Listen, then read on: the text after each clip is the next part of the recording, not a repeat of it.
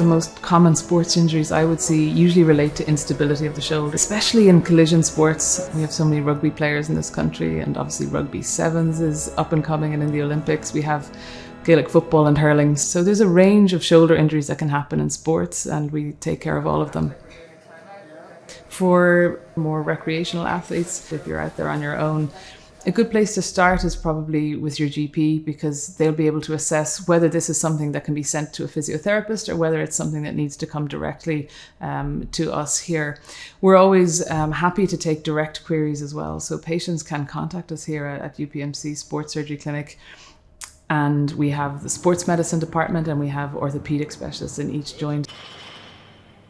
A man who had a shoulder replacement came last week and said it's a whole new way of life because I can sleep at night and I can lift my grandkids. So that's not a high performing athlete, but that's somebody whose life is much better because of what we could do.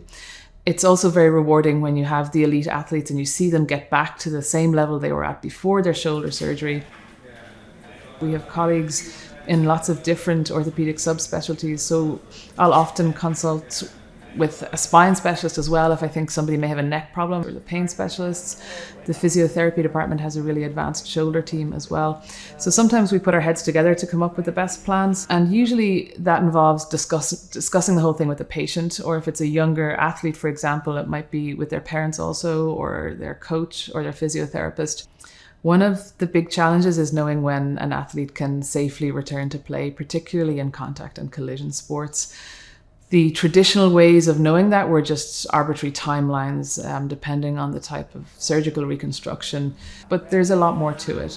And our physiotherapy department has been doing a lot of work on that. Edel Fanning, our lead shoulder physiotherapist, has actually done a PhD in this area in collision athletes, specifically after shoulder stabilization surgery, biomechanics testing along with isokinetic testing, using things like force plates. And that's helping us to understand how to fine-tune the rehab to a much more detailed level and individualized to each athlete and to their sport as well. And we're lucky to have a really comprehensive biomechanics lab here at UPMC SSC that helps us with that.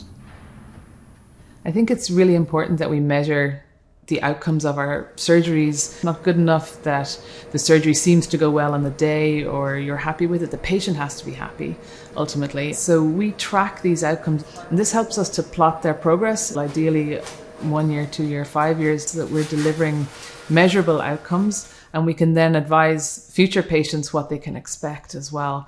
I would tell people that have shoulder problems, there's often more that can be done than you think. So I would encourage people to engage with us and let us try to help them if they have a shoulder problem that's not going away.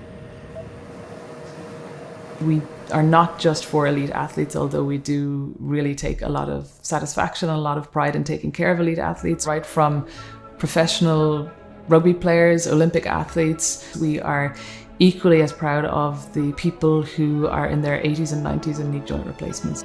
Seeing somebody just having a better life after what I've been able to do for them is the most satisfying thing.